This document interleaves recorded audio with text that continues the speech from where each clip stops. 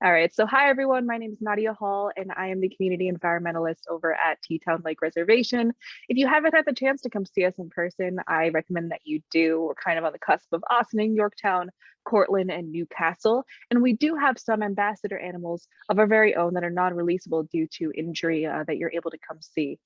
So please do. I'm just letting a few more people in here. So thank you all for joining us tonight for this installment of our Backyard Wildlife series.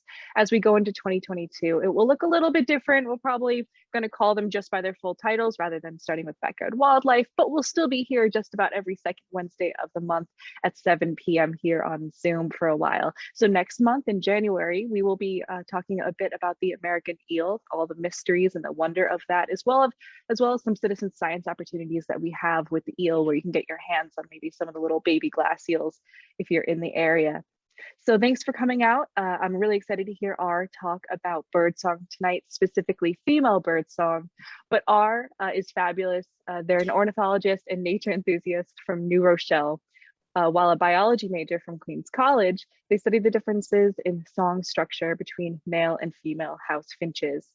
They graduated with their bachelor's in biology and are currently a PhD student studying at Fordham University, doing research on song behavior and territoriality of the gray catbird in the mockingbird family.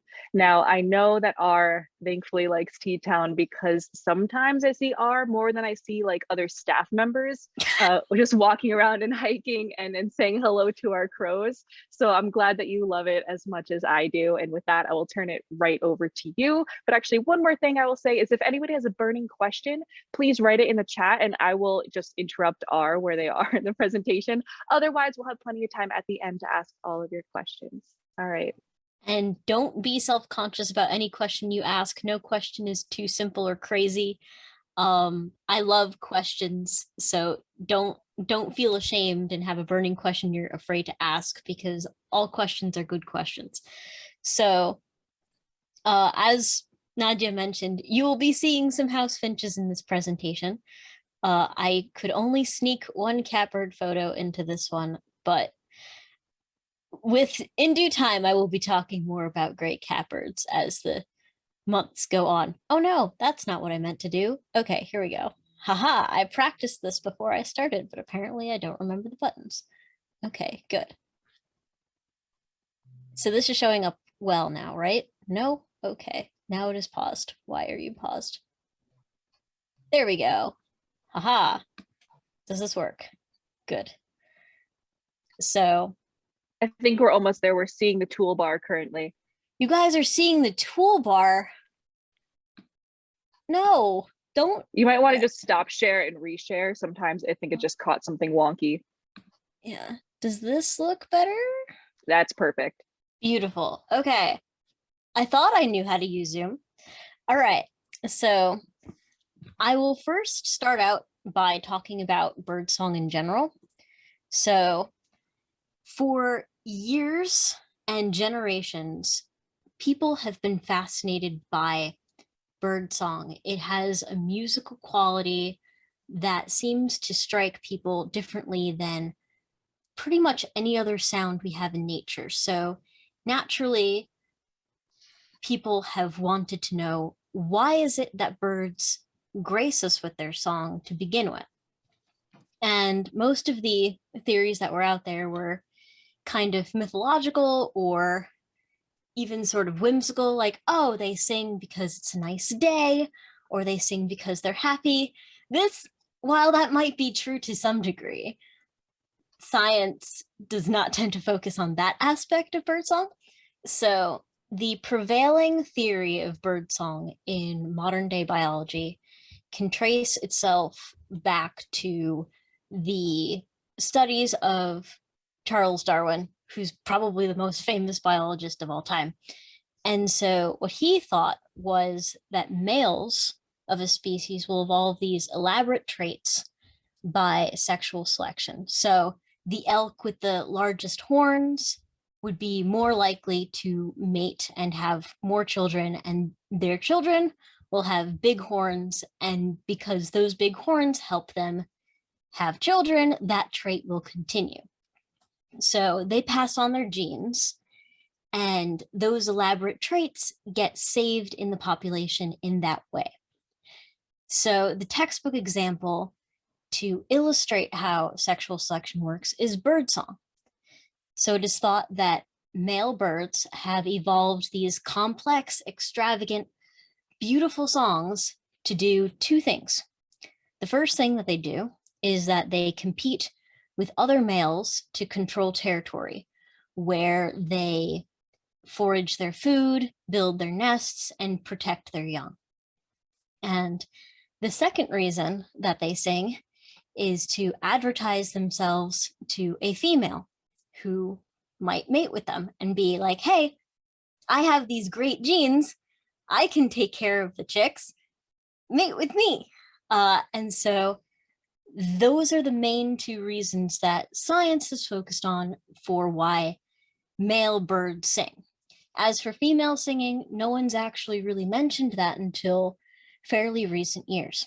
So to illustrate this a little bit more, the role of females in birdsong was to listen to the songs that the males sing and assess, okay, is that a good song?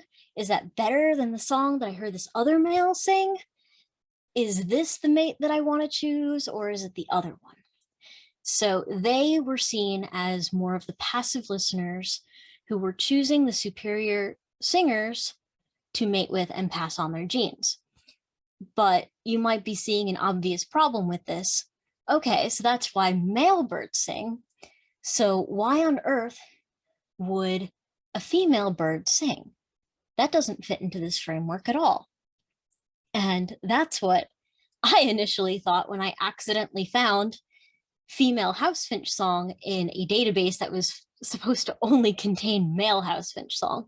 And that launched me into my undergraduate research career, and in some ways borne out this whole presentation. So yes, females do sing. I had no idea about this when I started listening to birdsong and researching it. But we don't know a lot about why females sing or about their songs at all, because for most of history and most of modern science history, nobody's really studied female birdsong. And this could be for a number of reasons. One of the reasons this could be is that for most of scientific history, we have focused more on temperate zone birds. So the birds that live in America and Canada and Europe, where most of modern science was doing science.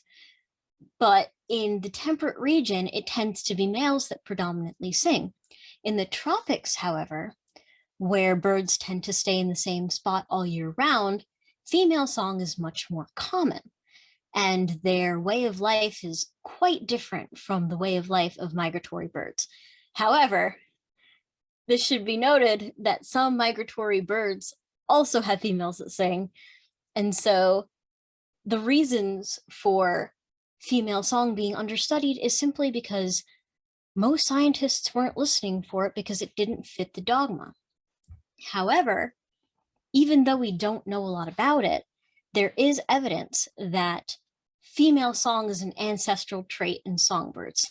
So what does that mean?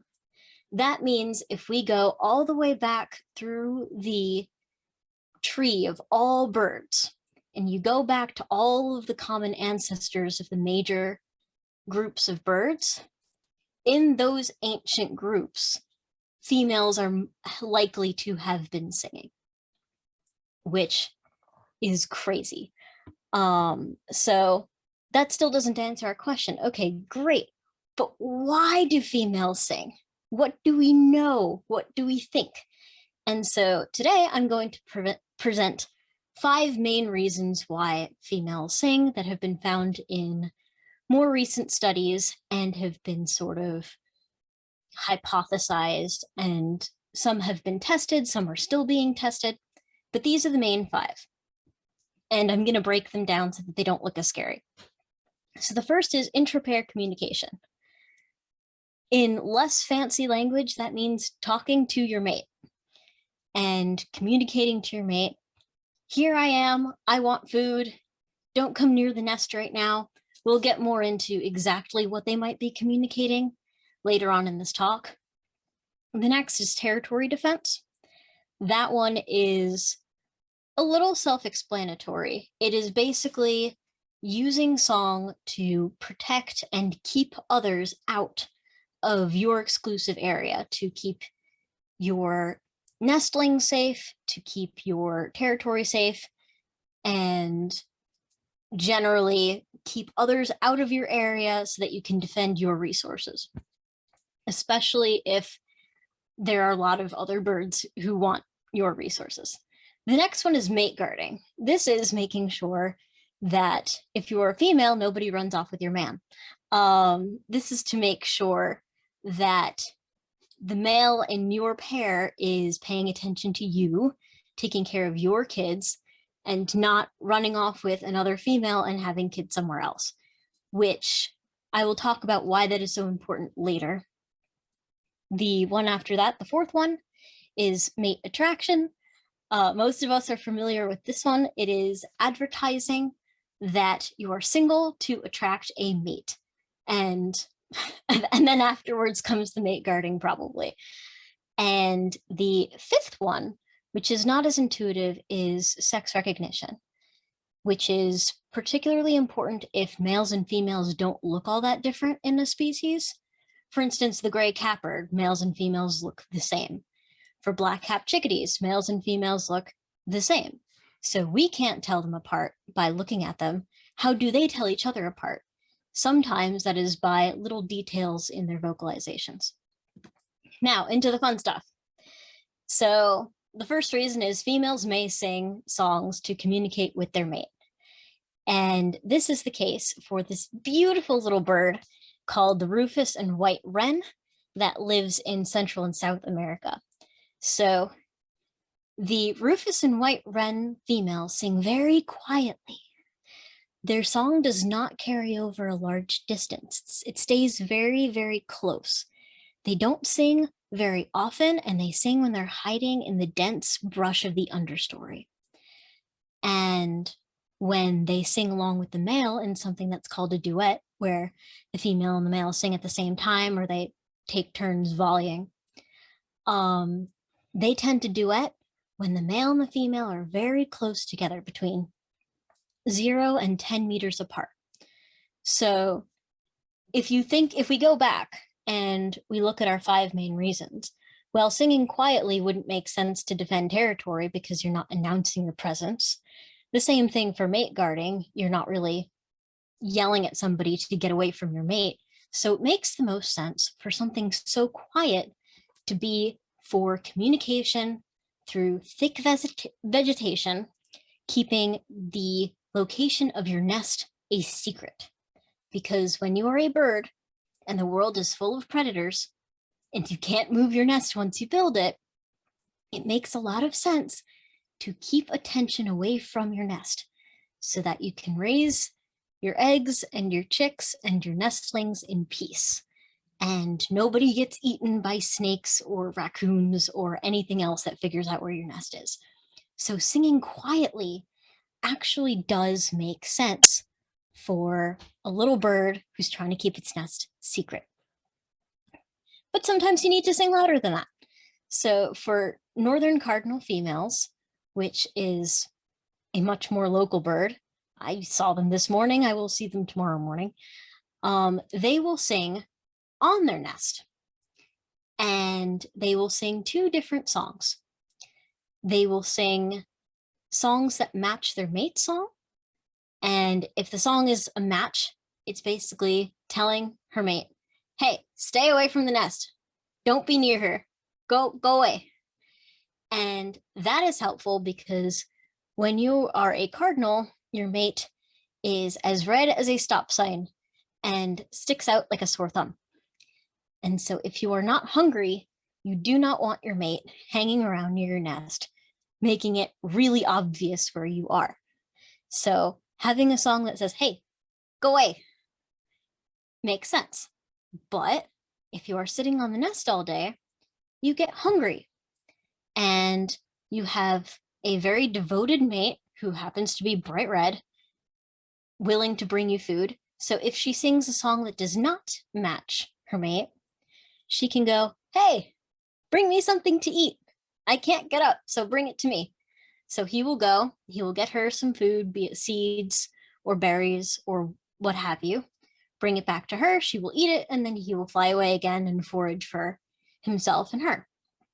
And so in this way, the female uses her song not to keep the nest secret per se, but to help coordinate the male's activities to help her and her young. Now, black-headed grosbeaks do something very similar where they will sing to coordinate switching off at the nest, because both males and females sit on the nest in this species. So they will sing to coordinate whose turn it is to sit on the nest. And so these are just a few examples. There are plenty other more, but the major thing to keep in mind is that when both parents help take care of the young, which is true for most songbirds and even birds of prey to a degree, having a way for the parents to communicate with each other is very important and can give a very big advantage. As anybody who grew up with parents can understand, miscommunications are a pain. So there's another reason why intra-pair communication is important. The male is trying to defend his territory and his resources and make sure that no other birds who are not supposed to be there come in. But it would be a terrible thing if he mistakes his mate as an intruder who would come into her own territory and get attacked anyway. And that mistake is a terrible one to make because it can hurt their chances of having young later, and it might actually interfere with the male or the female's ability to further defend territory in the future. So another wren comes up with a solution. The black-bellied wrens have something called a duet code rather. And this is when the male will sing a song and the female will respond with a specific self-identifying song according to their code. It's something like a secret handshake where they invent it, only those two know it. And if the pair breaks up and they come out with new mates later on in life, the code will not be the same. They will change their duet code to match that new pair. So song can be used as a secret code or a password, like I illustrate here in this little comic. And so that is inter-pair communication. The next is territory defense. Now, traditionally, before, territory defense behaviors were thought to only be the business of males. In all of the literature, it even was in some of the definitions people would use to test it. This is the behavior that males use to defend their territory. It was almost baked into the very definition of territoriality. However, recent research has discovered that females are plenty territorial themselves, and they defend their resources in ways that are not unlike their male counterparts, which include song. And so we find that males and females are not so different, and females can also defend territory just fine. And in pairs, especially wrens in the tropics, males and females will work together to defend their territory and coordinate their responses to perceived intrusion. So, unlike inter-pair communication, where you might want to be sneaky, you definitely want to be conspicuous when you're defending your territory. You are basically shouting, hey, this is my area. If you don't leave, you're looking for a fight. And so there are a couple of tells that scientists can use to figure out if females are singing for reasons to defend their territory. The first tell is that it would be all year round, meaning that it would not be specific to the breeding season. So they are defending the resources that they use to forage and do other functions of their life all year round. It's not about breeding. It's not about mates. It's not about any of that. It's about my resources. These are mine. Similarly to what I just said, the rate of song would be pretty much the same regardless of whether or not they have a mate. That way you can't argue, oh, she's singing more because she's looking for a mate that's available. If she's singing just as much as when she's mated and when she's not, it has nothing to do with mate or attraction or any of that. It's about the resources. Also, you can definitely not argue that it is mate attraction if she's singing against males too, and treating males and females the same, because both males and females can steal your resources. And if she's singing against both of those, she clearly does not want that. And the most obvious is if she's singing right before or during displays of physical aggression, like swooping or even attacking other birds or things that they are tricked into thinking are other birds, as scientists often do, then you can be pretty sure that it's about territory defense. So some examples. This is not a bird you will see in your backyard. This bird is found in Africa. This is the African black cuckoo. And the interesting thing about the African black cuckoo is, unlike most other birds, it is the females who do most of the singing. It is the females who do most of the territory defense. They are the flashier ones, they are bigger, they get into more fights with each other. But she also lays the eggs. So yes, she is female. And that is perfectly normal for that species. But compared to all other birds that we know, that's pretty unusual. So we call that sex role reversal. And so in these sex role reversed species, females are much more territorial. They're much more flashy. Think about the peacock. The peacock with its beautiful fan feathers, that's a male peacock. So most birds are like the peacock, where the male is the flashy, pretty one, and the females are like brown chickens. But for the black cuckoo, it's the other way around. It's the female who is flashy.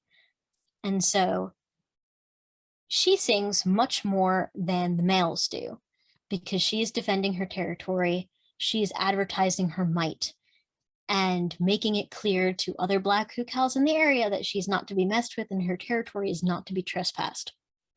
And so researchers found that when they played back or like recorded and then broadcast song from the black cuckoo to a living black cuckoo, they responded more aggressively and changed elements of their song to reflect heightened competitive ability, to be like, I hear you.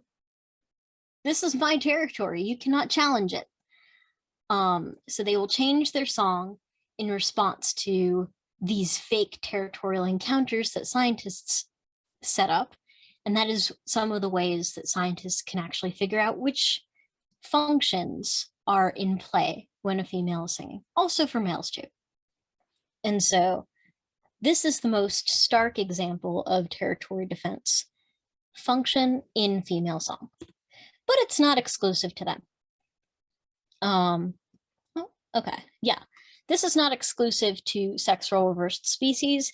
Even in species where both sexes sing, you will find that, especially when populations are very densely packed and there are fewer resources per bird, even females who don't sing very often in species where the female song is rare, they will tend to sing more to defend their resources, be it food, space, whatever they need.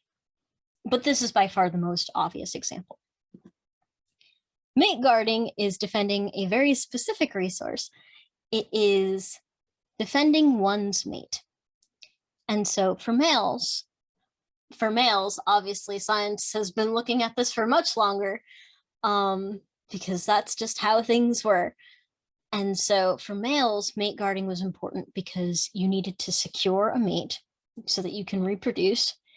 So you needed to find a mate and you needed to keep your mate so that you can have children. but you also needed to make sure that your mate's kids were also your kids, because if you're taking care of another male's offspring, then it's your genes that are not being passed on. So a male has a vested interest in making sure that he keeps his mate and that his mate's kids are his kids. He wants to be sure that he is indeed the father. But this is also important for females too, for very similar reasons. So it is important to secure a male mate so that you can reproduce, but it's also important to keep him from running around and having kids with other females, because when that happens, he may divide his attention from defending the territory that she's trying to breed on, but also his help.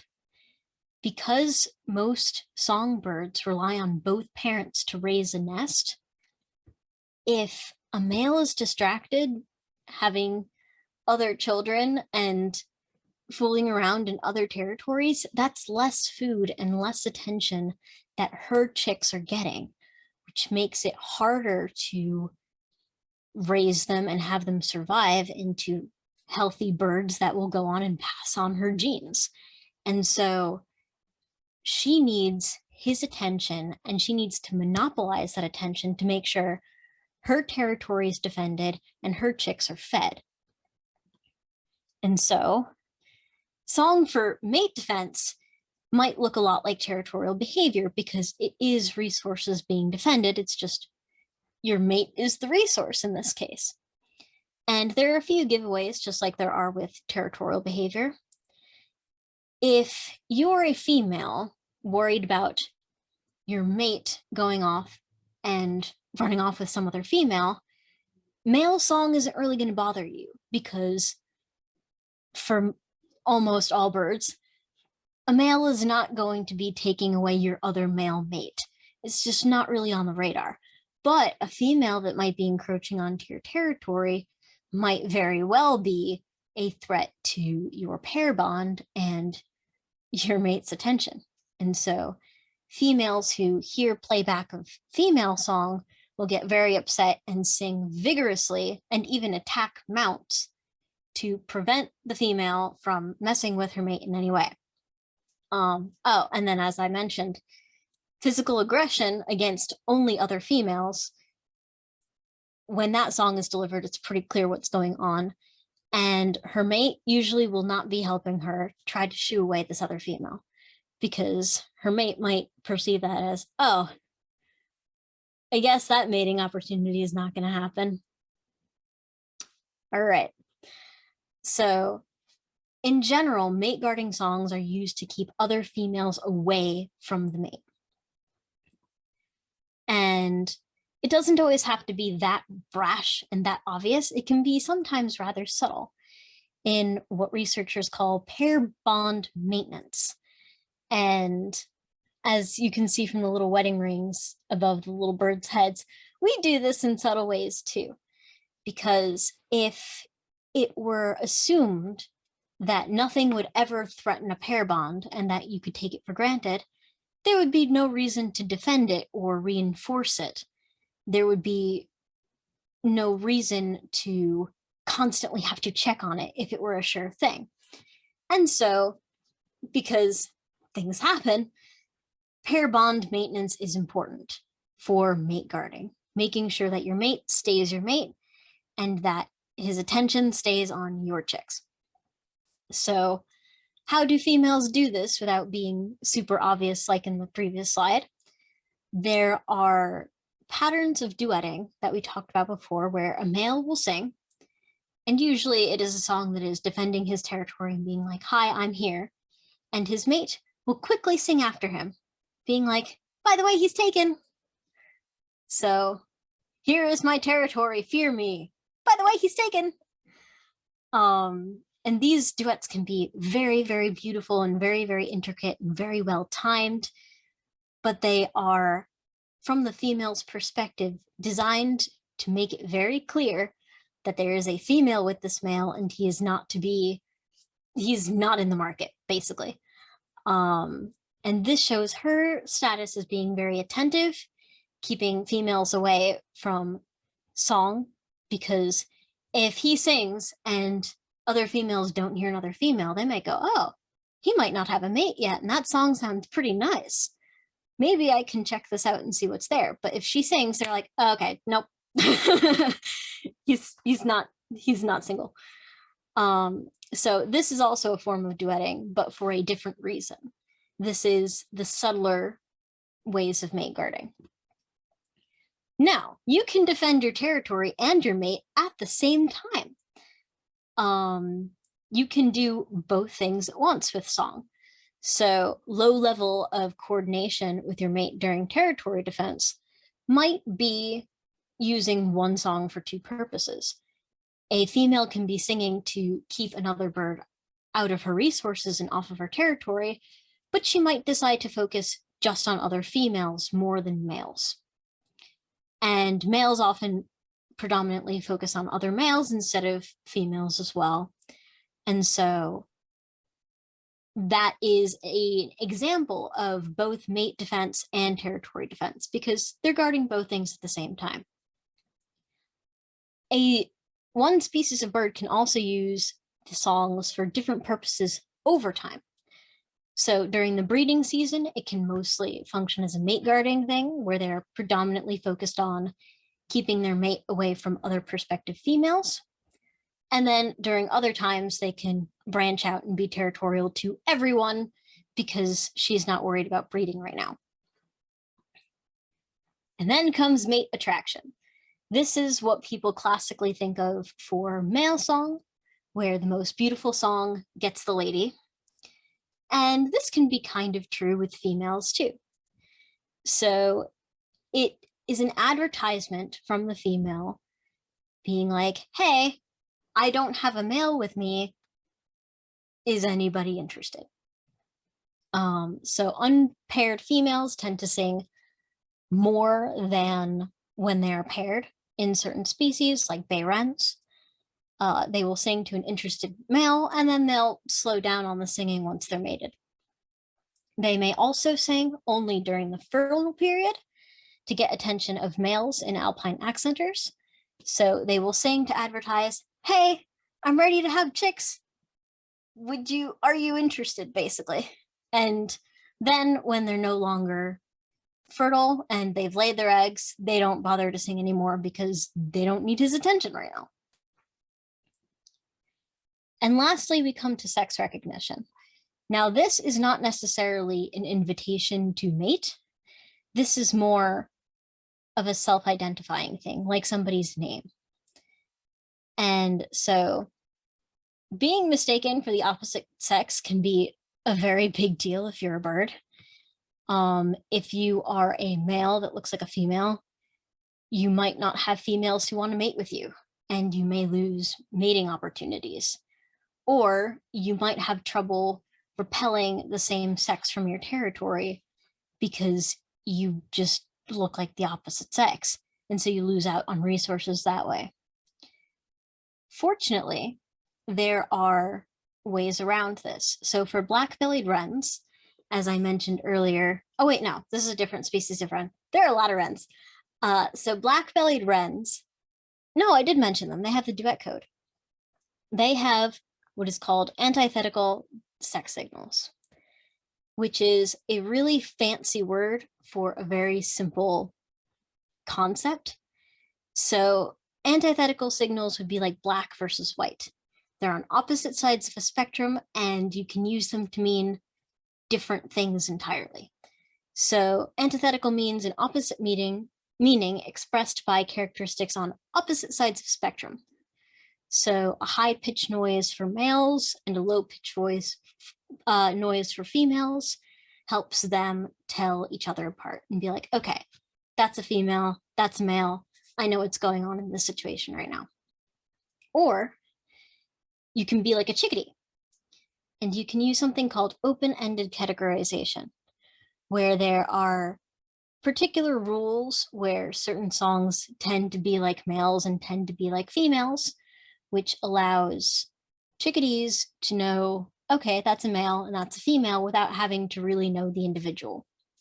There are just certain rules that are followed, And that's how you can tell. You don't need to know the bird personally. You can be like, ah, okay, they sing like that, they're this. So we've been talking a lot about how males and females are different and how they're not so different. And so there are species that have female song, but not all species do. In some species, a lot of migratory species, only males are known to sing. Now, in species where females do sing, some people go, ah, so then those songs must be exactly the same. And that's simply not the case. So the presence of female song in a species doesn't mean that they sing the exact same way. Males may sing more frequently than females, as is the case in house finches and in gray catbirds. Or they might have different structure in their songs. And this might be because female and male traits are under different selection pressures. Things that are helpful to the survival and passage of genes for a male might not be so in females. So take these mandarin ducks, for example. The male is very brightly colored. He's got this beautiful mane thing going on. Very, very easy to pick out of a crowd. Very, very beautiful. And this helps him pass on his genes. The same traits don't help out his very beautiful but much more modest looking mate, who's mostly brown and white and would blend into the muddy water behind her. But that helps her survive best. And so there are different pressures on survival that are different between males and females in many birds, but sometimes they are the same.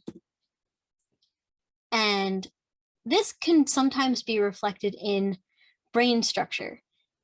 This was a terrifying diagram when I was an undergrad. I was like, what is this? That is a bird brain. Bird brains do not understand it easily.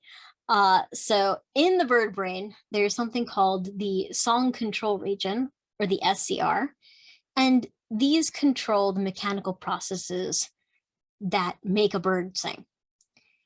And in species where the female doesn't sing, this part of the brain is tiny. It's greatly reduced in size. It's still there, and it still does something important. It helps her pick out what male song sounds like and what other noise sounds like. And in birds where this is damaged, in female birds where this is damaged, they suddenly do not recognize the songs of their species, and it's just all noise to them. It also helps them respond appropriately when they hear male song, and it helps them get excited and ready to breed, and all of that. So if that's damaged, that whole process just doesn't happen. But in species where both sexes do sing, the size of the song control region is correlated to how different the songs are between males and females. If the male and female song is roughly the same, the SCR in the brain looks pretty much the same. But if female song is less frequent or less complex than the males, it'll be slightly smaller than the males, but still more robust than if she were not to sing at all. We've graduated from brains to chemicals. So this is the lovely chemical testosterone. It is a hormone.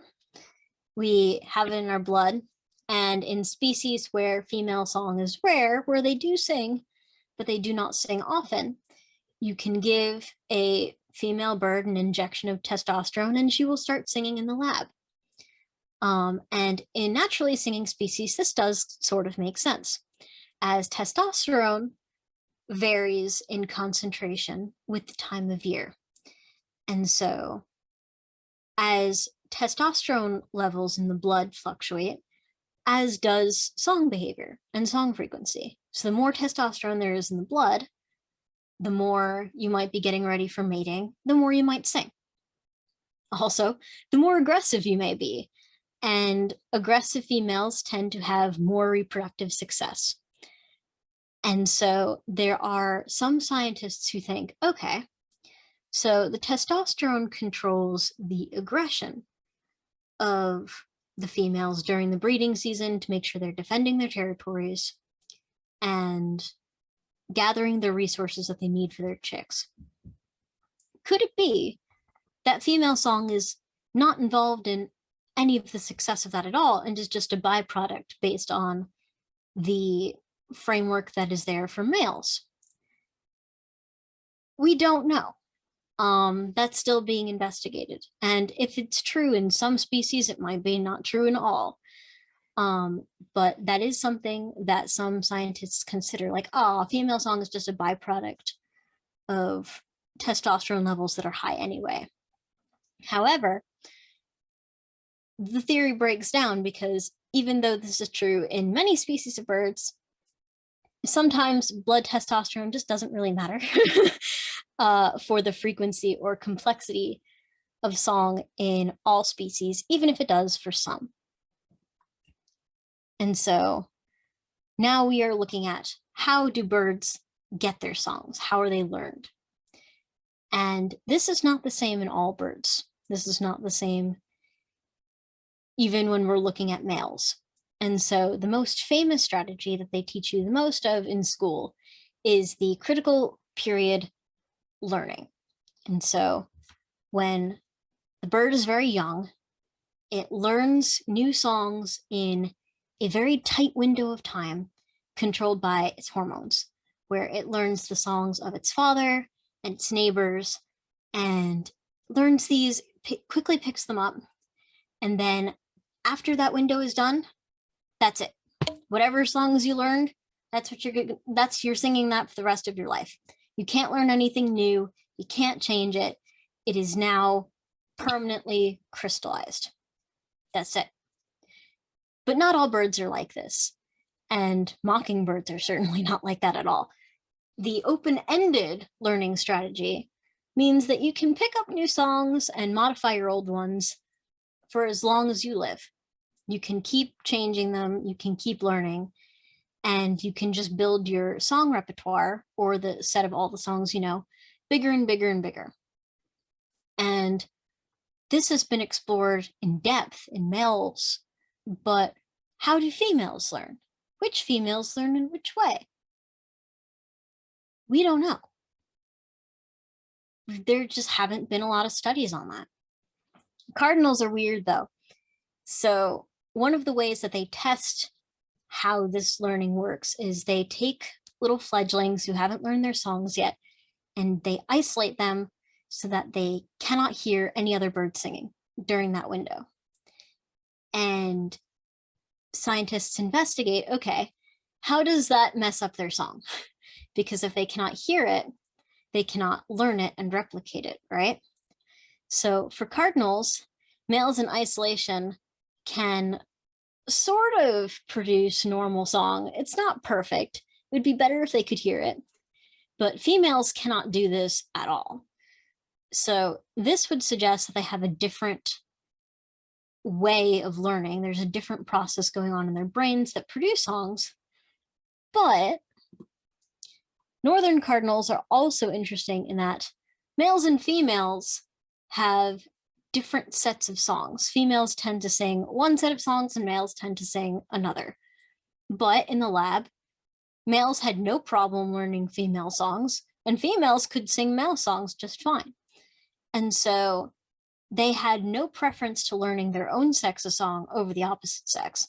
So how they have sex-specific lineages of songs is kind of a mystery. But in many species, females have a specific form of songs or set of songs they sing, and males have a different set. And they're different, and they may be equally complex, they may not be, but they are different. This is not true for all species where they can just switch. In Eastern Australia, the whipbird works completely differently. Males can't learn female songs. Females can't even mechanically produce what the male song is. The male song in this bird sounds like a whip crack. Yeah, that little green bird makes the sound like a whip, and it carries distances and distances. Females in that species can't do that, but the female song in that species is much more variable. There are changes over space and time where females are singing different songs than each other, whereas males sing pretty much the same song over the same area regardless. And so this shows that the selection pressure on the male song might be very high, where they can't afford to deviate from the very specific structure that they have. But with females, it could be more relaxed, where they can have that variation. Or it could be that females are just learning their songs from only other females, and males are only learning their songs from only other males. Or it could be a mix of both things. Both things can be true. But females and males don't necessarily pick up their songs in the same way. And then once they make their songs, they're not always equally as complicated or complex. And so, as I mentioned earlier in this talk, complexity, the degree to which the song is ornamented, was considered to be an advantage in Darwinian thinking. So the more complicated you had it, the more fancy it was, the more sexually selected it would be. And because songs are used to defend territory and resources and mates, complexity can be seen as sort of like an indication of how well that bird can defend resources. And so it's kind of seen as a weapon. And so the more complex the song is, the better the weapon. And under social and sexual selection, female song can also be selected to be very complex to accomplish the same things. However, in most descriptions where scientists bothered to record female song in the old days, it was described consistently as less complex or less impressive or squeaky or inferior. And these are direct quotations. They were seen as lesser. But once scientists started to quantify the differences between males and females, it wasn't so simple. Species with complex female song, males might have longer songs or more song elements than females do. Female song might be just simpler in that way.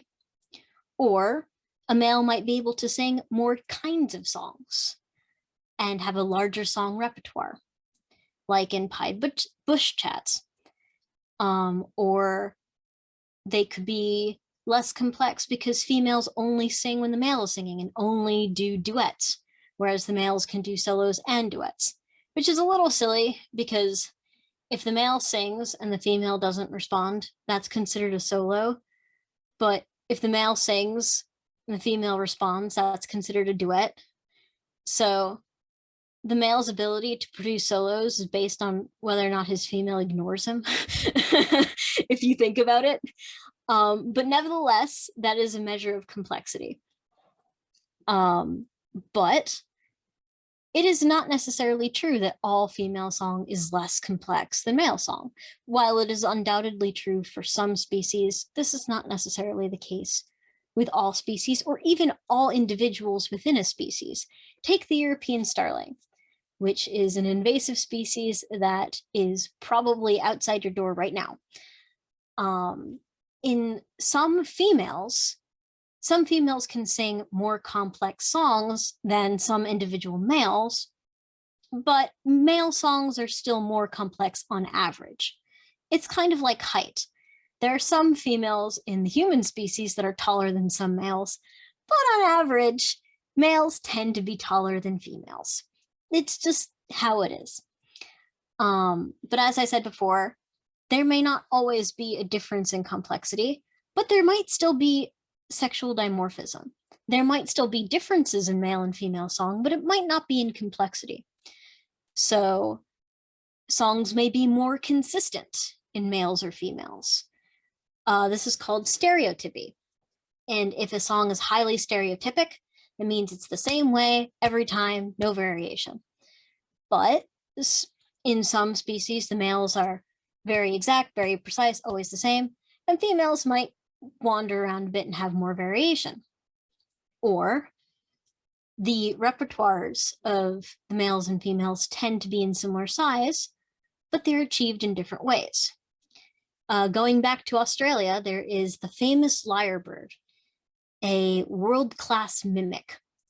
And the males will go and they will mimic the most impressive sounds they hear, be they chainsaws or car alarms or other birds, even the whipbird. They will mimic anything they think is impressive.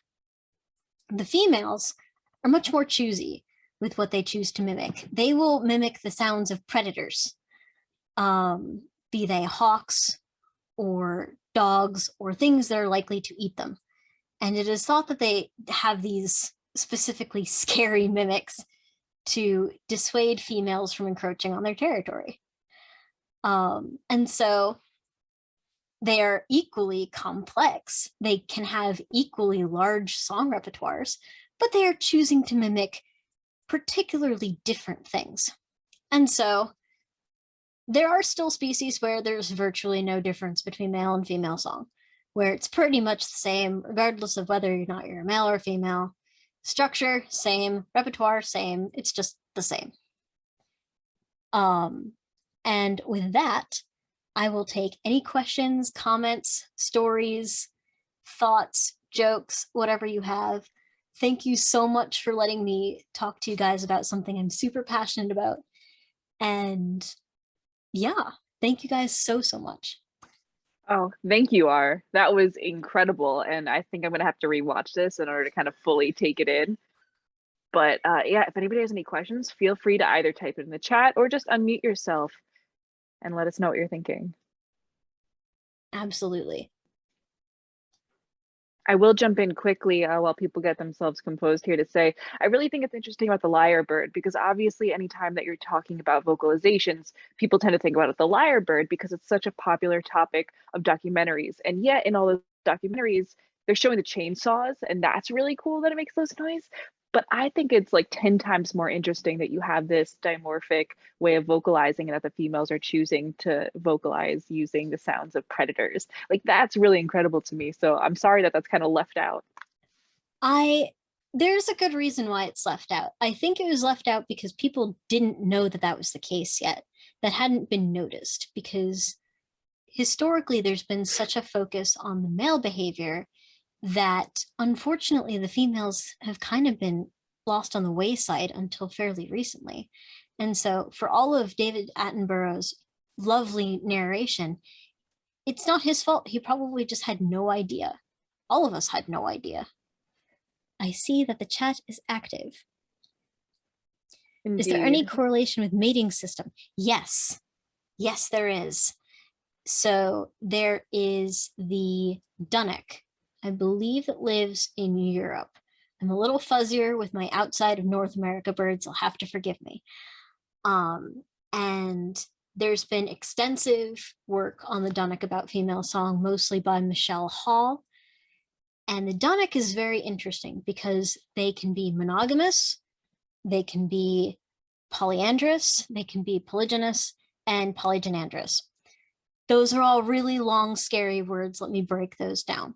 So monogamous is exactly what it sounds like. One male, one female. They only go with each other socially. We'll ignore what they actually do genetically for the purposes of keeping this very simple. Man and wife, they stick together. It's just those two. Polygyny is one male, one female, another female, another female. One male is having matings with more than one female. If you're a very lucky female, you're one female, one male, one male, one male. This is often the case in areas where resources are very scarce and multiple males are actually needed to support raising offspring because that much bird power is needed to find those resources. And then there's polygynandry, which is multiple females, multiple males, kind of promiscuous, and just very hard to keep track of.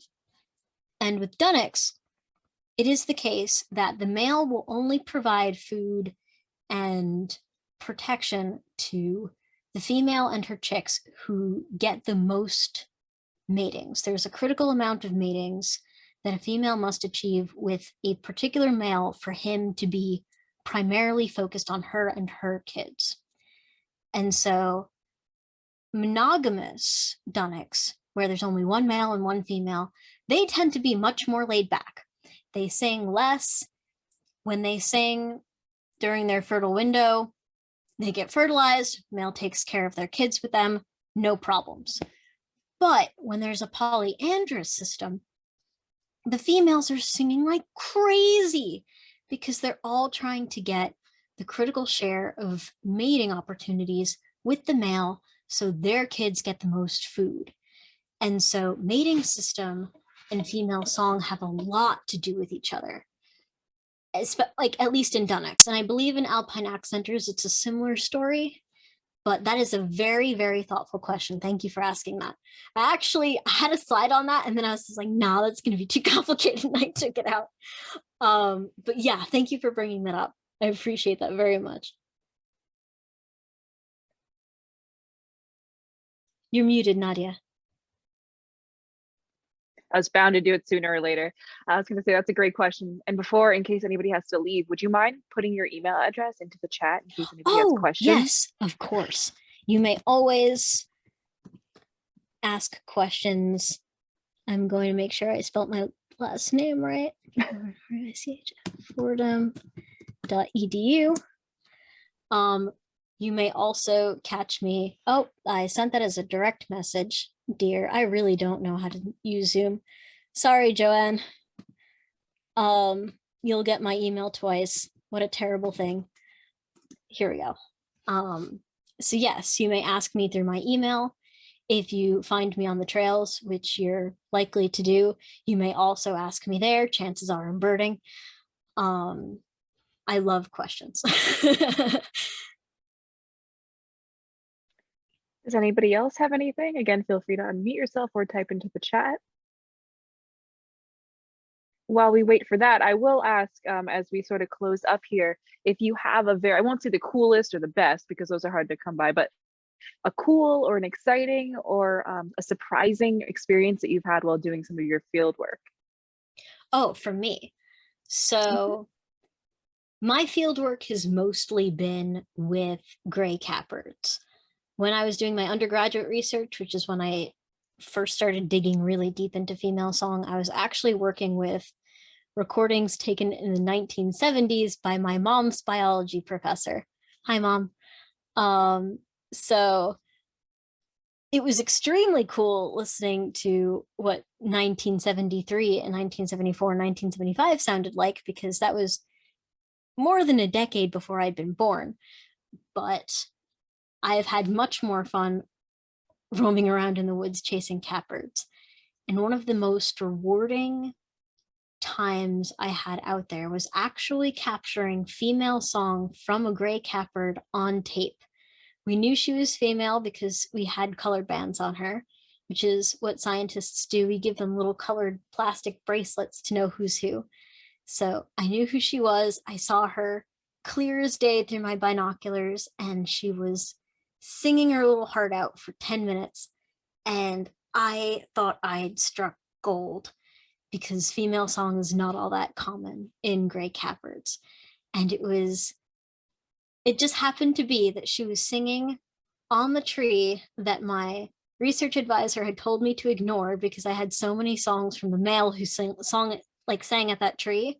And he was just like, oh, just move on from him, get more stuff. But I had this inkling that day, like, I feel like something's gonna happen in this tree. So I'm gonna be a little bad. I'm gonna wait along. And it was so worth it.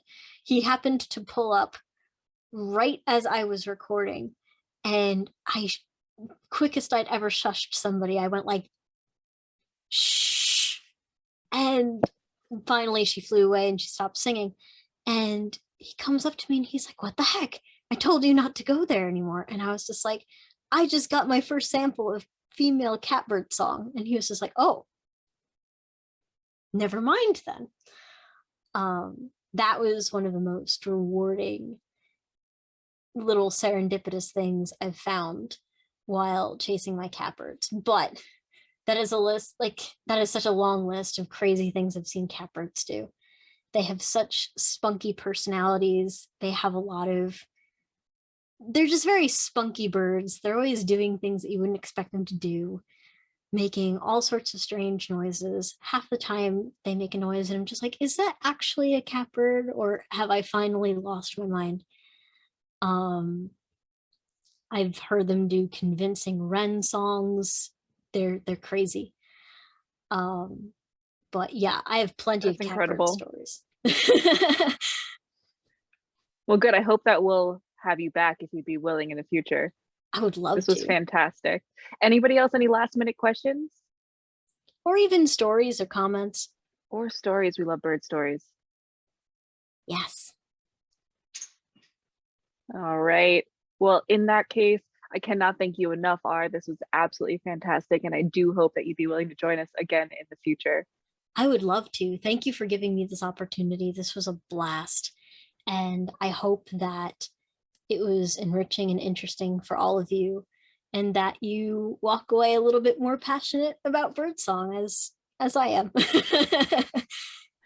Thanks so much. And thank you to everyone who joined us. Again, we do this just about every single month. Next month will be eels. So I hope to see all of you back then.